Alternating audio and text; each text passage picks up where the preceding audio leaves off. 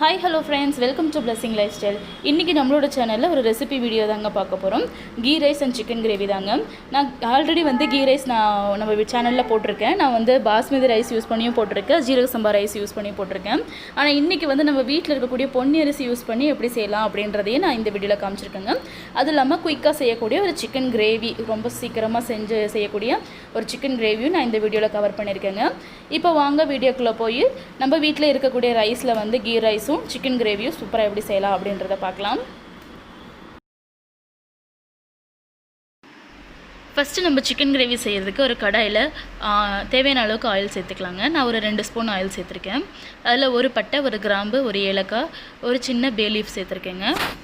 இப்போ இது எல்லாமே பொரிஞ்சோன்னு இது கூட நம்ம வெட்டி வச்சுருக்கிற வெங்காயத்தை சேர்த்துக்கலாங்க. நான் ஒரு 2 பெரிய சைஸ் வெங்காயத்தை நான் கட் பண்ணி வச்சுருக்கிறேன், அதையே சேர்த்துக்கலாம்.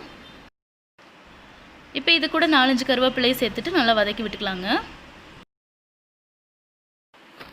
இப்போ வெங்காயம் இந்த அளவுக்கு நல்லா வதங்கினோடனே இது கூட நம்ம மசாலா தூள் சேர்த்துக்கலாங்க. இந்த வெங்காயத்தை கூட அதாவது இந்த எண்ணெய் பிரிஞ்சு வந்திருக்கு இல்லைங்களா, வெங்காயம் எல்லாம் வதங்கி எண்ணெய் பிரிஞ்சு வந்திருக்கு இல்லைங்களா, இது கூட மசாலா தூள் சேர்க்கும் போது நம்மளுக்கு நல்ல கலர் கிடைக்கும் கிரேவிக்கு. இப்போ இதில் ஒரு 1/4 ஸ்பூனுக்கு மஞ்சத்தூள், ஒரு 2 ஸ்பூன் சிக்கன் மசாலா, 1/2 ஸ்பூன் வெறும் மிளகாய் தூள், 1/2 ஸ்பூன் மல்லித்தூள் சேர்த்துருக்கேங்க. இது நீங்கள் வெறும் சிக்கன் மசாலா சேர்த்து கூட செஞ்சுக்கலாம். நான் இன்றைக்கி மிளகாத்தூளும் சேர்த்து செஞ்சுருக்கேன். இப்போ இது எல்லாத்தையும் சேர்த்துட்டு நல்லா வதக்கிக்கலாங்க. அடுப்பு சிம்லேயே இருக்கட்டும், அதிகமாக வச்சிங்கன்னா மசாலா தூள் கருகி போயிடும். அடுப்பு ஃபுல் சிம்மில் வச்சுட்டு இந்த மசாலாவை நல்லா வதக்கி எடுத்துக்கலாம். இங்கே பாருங்கள், நான் சமைக்கிற கேப்பில் ஜோஷா பாருங்கள் பாக்ஸ்குள்ளே உட்காந்து விளையாண்டுட்டுருக்கான். துணி பாக்ஸ் இருக்கு இல்லைங்களா, அதுக்குள்ளே உட்காந்துட்டு அந்த ஸ்டோன்ஸை நான் ஸ்டிச்சிங்க்கு வச்சுருக்கிற அந்த இதெல்லாம் எடுத்து வச்சு விளையாண்டுருக்கேன் பாருங்கள். இப்போ பார்த்தீங்கன்னா இந்த மசாலா தூள் எல்லாமே நல்லா வதங்கிருச்சு. இப்போ இந்த ஸ்டேஜில் இது கூட நம்ம இஞ்சி பூண்டு பேஸ்ட்டு சேர்த்துக்கலாங்க. நான் ஒரு 2 ஸ்பூன் அளவுக்கு இஞ்சி பூண்டு பேஸ்ட்டு சேர்த்துக்கிறேன். இது ஃப்ரெஷ்ஷாக அரைச்சது தான் சேர்த்துக்குவேன். மோஸ்ட்லி நான் கடையில் வாங்கினது சேர்த்துக்க மாட்டேன், ஃப்ரெஷ்ஷாக இஞ்சி பூண்டு அரைச்சி தான் சேர்த்துக்குவேன். இப்போ இஞ்சி பூண்டு நல்லா வதங்கி அது எண்ணெய் எல்லாம் பிரிஞ்சு வந்தோடனே நம்ம ஒரு தக்காளி வச்சுருக்கிறேங்க, ஒரு பெரிய சைஸ் தக்காளி வச்சுருக்கேன், அதையும் கட் பண்ணி சேர்த்துக்கிறேன். இப்போ இந்த தக்காளி எல்லாமே நல்லா மசிகிற அளவுக்கு, இந்த மசாலாவில் ரெடி ஆகிற அளவுக்கு நல்லா வேக வச்சு எடுத்துக்கலாம். இப்போ மசாலாலாம் ரெடியான பின்னாடி இதில் நம்ம கழுவி சுத்தம் பண்ணி வச்சுருக்கிற சிக்கன் சேர்த்துக்கலாம். நான் ஒரு 1/2 kg சிக்கன் சேர்த்துக்கிறேங்க. இப்போ சிக்கன் சேர்த்தோடனே நல்லா பரட்டி விட்டுட்டு இந்த மசாலாலேயே இந்த சிக்கன் வேகிற அளவுக்கு நம்ம விட்டுடலாம். தண்ணி எதுவுமே சேர்க்க வேண்டாங்க. இந்த சிக்கன்லேருந்தே தண்ணி வரும், அதுலேருந்தே அது வெந்துடும். இடையில மட்டும் கிளறி விட்டு வெந்துருச்சான்னு செக் பண்ணிக்கலாங்க. இப்போ மூடி வச்சு நம்ம வேக வச்சு எடுத்துக்கலாம். இப்போ பாருங்கள், சிக்கன்லேருந்து இந்த அளவுக்கு தண்ணி விட்டு வெந்திருக்கும். நம்ம தண்ணியே ஊற்றலை, நான் அதுலேருந்து தண்ணி தான். இப்போ பாருங்கள், இந்த அளவுக்கு எல்லாம் தண்ணி விட்டு வெந்து கிரேவி சூப்பராக ரெடி ஆயிடுச்சு. கடைசியாக கொஞ்சம் கொத்தமல்லி தலைகளை தூவி விட்டுக்கலாங்க. இப்போ இது எல்லாத்தையுமே மிக்ஸ் பண்ணி விட்டோம்னா ரொம்ப சிம்பிளான சூப்பரான சிக்கன் கிரேவி நம்மளுக்கு ரெடி ஆயிடுச்சு. நெக்ஸ்ட் நம்ம கீ ரைஸ் எப்படி செய்யலான்னு பார்க்கலாங்க. இப்போ இதில் நான் ஒரு 2 ஸ்பூனுக்கு நெய் சேர்த்துருக்கேன். இப்போ இது கூடயே ஒரு 3 ஸ்பூன் ஆயில் சேர்த்துக்கலாங்க. நார்மலான சன்ஃப்ளவர் ஆயில் தான் சேர்த்துருக்கேன். இப்போ இந்த ஆயில் காஞ்சோடனே இதில் 3 கிராம்பு, 2 ஏலக்காய், 2 பட்டை, ஒரு சின்ன துண்டு பே லீஃப் சேர்த்துட்டு இது எல்லாமே பொரிஞ்சு வந்தோடனே இது கூட வெங்காயம் சேர்த்துக்கலாங்க. இப்போ இதில் ஒரு 2 மீடியம் சைஸ் வெங்காயம் கட் பண்ணி வச்சுருக்காங்க, நீளமாக கட் பண்ணி வச்சுருக்கேன், அதையும் சேர்த்துக்கலாம். இப்போ இந்த வெங்காயம் சேர்த்துட்டு நம்ம பிரியாணிக்கு வதக்குற மாதிரி நல்லா ப்ரௌன் கலரில் வதக்கக்கூடாதுங்க. இது கண்ணாடி பதத்துக்கு வந்தால் போதும். ப்ரௌன் கலரில் வதக்குனிங்கன்னா ரைஸோட கலர் சேஞ்ச் ஆகிடும். ஸோ இந்த வெங்காயம் பச்சை வாசனை போய் அது கண்ணாடி பதத்துக்கு வர்ற வரைக்கும் வதக்கி எடுத்துக்கலாம். அது ஒரு நிமிஷத்துலேயே ஆகிடும். இப்போ வெங்காயம் வதங்கினோடனே இது கூட ஒரு 2 ஸ்பூனுக்கு இஞ்சி பூண்டு பேஸ்ட்டு சேர்த்து அரைச்சிருக்கேங்க. இஞ்சியும் பூண்டும் சமமான அளவில் சேர்த்து அரைச்சி இது கூட சேர்த்துருக்கேன். இப்போ இஞ்சி பூண்டு பேஸ்ட்டு சேர்த்தோடனே இது நல்லா பச்சை வாசனை போகிற வரைக்கும் வதக்கிக்கலாங்க, கருக விட்டுறக்கூடாது. இப்போ இது கூட ஒரு பச்சை மிளகா, கொஞ்சமாக புதினா, கொஞ்சமாக கொத்தமல்லி தழை, அப்புறம் ஒரே ஒரு சின்ன சைஸ் தக்காளி சேர்த்துருக்காங்க. இது தக்காளி ஆப்ஷனல் தான், பிடிச்சா சேர்த்துக்கலாம், இல்லைனாலும் ஒன்றும் பிரச்சனை இல்லை. நான் ஒரே ஒரு சின்ன சைஸ் தக்காளி சேர்த்துருக்கேன். இந்த கீ ரைஸ்க்கு தக்காளியோட ஃப்ளேவர் இருக்கவே கூடாதுங்க. உங்களுக்கு ஆப்ஷனல் தான், வேணுன்னா சேர்த்துக்கோங்க, இல்லைன்னா பரவாயில்ல. இப்போ இதை நம்ம ஒரு நிமிஷம் மட்டும் வேக வச்சு எடுத்துக்கலாம். இந்த அளவுக்கு நல்லா வதங்கினோடனையும் நம்ம ரைஸ் சேர்த்துக்கலாங்க. ரொம்ப மசிஞ்சு வதங்கணும்னு அவசியம் இல்லைங்க, தக்காளியெல்லாம் மசியணும்னு அவசியம் இல்லை. பச்சை வாசனை போனால் போதும். இப்போ இது கூட நான் ரைஸ் சேர்த்துருக்கேன். பொன்னி அரிசி தான் சேர்த்துருக்கேன். நார்மலாக நம்ம வீட்டில் சாப்பாடாக்குவோம் இல்லைங்களா, அந்த அரிசி தான் சேர்த்துருக்கேன். இது 2 பேத்துக்கு அளவாக நான் 2 டம்ளரில் சேர்த்துருக்கேன். எங்கள் வீட்டு அளவில் சேர்த்துருக்கேன். இப்போ இந்த ரைஸை சேர்த்த பின்னாடி இந்த மசாலாவோட ஒரே ஒரு நிமிஷம் மட்டும் இருக்கிற மாதிரி மிக்ஸ் பண்ணி விட்டுடலாம். நம்ம அந்த நெய்யிலையும் அந்த ஆயிலையும் நம்ம இந்த மாதிரி ரைஸை மிக்ஸ் பண்ணி விட்டோம் தான் நம்மளுக்கு ரைஸ் வந்து உதிரி உதிரியாக கிடைக்கும்.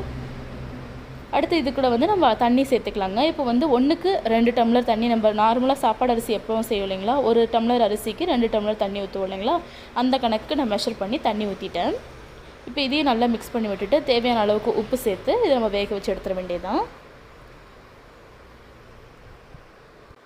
இப்போ பாருங்கள், இந்த மாதிரி கொதி வர்ற வரைக்கும் ஃப்ளேம் வந்து ஃபுல் ஹை ஃப்ளேமில் இருக்கணுங்க. அதுக்கப்புறம் இந்த மாதிரி கொதி வந்தோடனே கொஞ்சம் கொஞ்சமாக ஸ்லோ பண்ணிவிட்டு வந்துடணும்.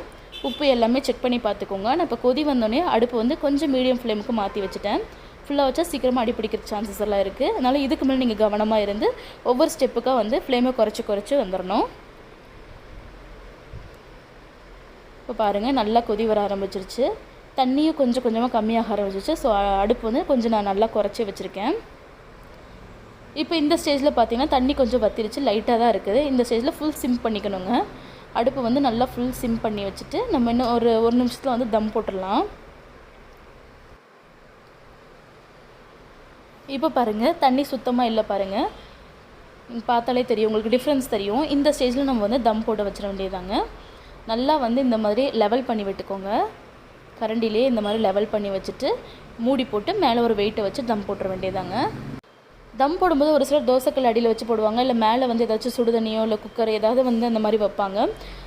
நார்மலாக உள்ளே இருக்கிற சூடு வெளியே போகாத மாதிரி டைட்டாக மூடி இருந்தால் போதுங்க, அதுதான் தம் போடுறது. நான் இந்த மாதிரி மேலே வந்து ஒரு வெயிட் எடுத்து வச்சுருவேன். அப்போ வந்து உள்ளே இருக்கிற சூடு வெளியே போகாது. இப்போ அடுப்பும் வந்து நம்ம ஒரு 2 நிமிஷம் தான் அந்த அடுப்பு ஆனில் இருக்கணும். அதுக்கப்புறம் ஃபுல்லாக ஆஃப் பண்ணி வச்சிடணுங்க. இப்போ பாருங்கள், ஒரு 5 நிமிஷம் கழித்து நம்ம இந்த மாதிரி ஓப்பன் பண்ணி பார்த்தோன்னா நம்மளுக்கு வந்து ரைஸு சூப்பராக ரெடி ஆகிருக்கும். பாருங்கள், தண்ணி எல்லாமே வற்றி ரொம்ப சூப்பராக ரெடியாக இருக்கும் பாருங்கள். நம்ம நார்மலான பொன்னி அரிசிலேயே செஞ்ச கீ ரைஸ் தான் இது. அடியில் பாருங்கள், அடி பிடிச்சிருக்காது பாருங்கள். இந்த மெஷர்மெண்ட்ஸும் இதே மாதிரி ப்ரொசீஜரில் செஞ்சிங்கன்னா உங்களுக்கு பிரியாணி சரி, அந்த கீ ரைஸும் சரி அடி பிடிக்காது, சூப்பராக வந்திருக்கும். இப்போ கீ ரைஸ் ரெடி ஆயிடுச்சு. இந்த பக்கம் வந்து சிக்கன் கிரேவியும் ரெடியாக இருக்குது. ஸோ இனி நம்ம வந்து சாப்பிட்ற வேண்டியது தாங்க. இந்த வீடியோ உங்களுக்கு கண்டிப்பாக பிடிச்சிருக்குன்னு நினைக்கிறேன். பிடிச்சிருந்துச்சுன்னா எனக்கு ஒரு லைக் கொடுங்க, பிடிக்கலனாலும் டிஸ்லைக் கொடுத்துட்டு ஏன் பிடிக்கலன்னு கமெண்ட்ஸில் சொல்லுங்கள், நான் மாற்றிக்கிறேன். இதே மாதிரி இன்னும் நிறைய இன்ட்ரெஸ்டிங்கான வீடியோஸ் வேணும்னா நம்ம மறக்காமல் நம்ம பிளெஸிங் லைஃப் ஸ்டைல் சேனலையும் சப்ஸ்கிரைப் பண்ணி வச்சுட்டு பக்கத்தில் இருக்க பெல் பட்டனையும் கிளிக் பண்ணி வச்சுக்கோங்க. தேங்க்யூ ஃபார் வாட்சிங்.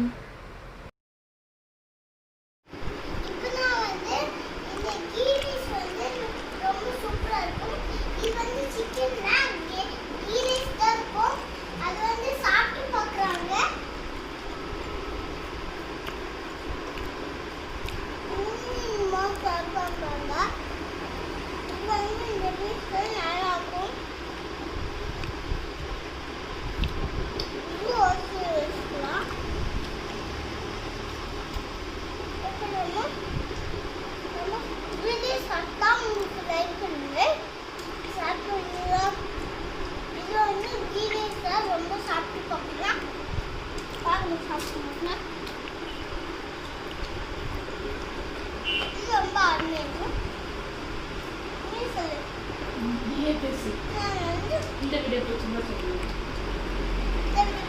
லைக் பண்ணுங்க, ஷேர் பண்ணுங்க, கமெண்ட் பண்ணுங்க, மறக்காம சப்ஸ்கிரைப் பண்ணுங்க. பக்கத்துல இந்த பெல் பட்டனை கிளிக் பண்ணுங்க. நீங்க வந்து இந்த வீடியோ பார்த்தீங்கன்னா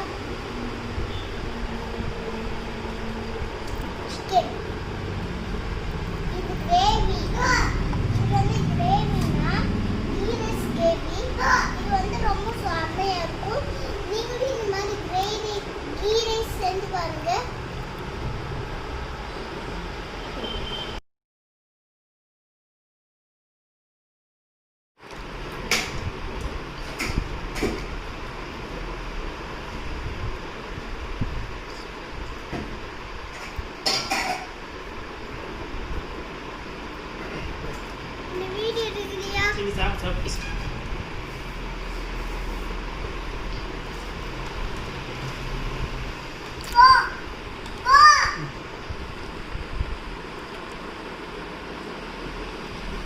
எப்படிப்பா இருக்கு?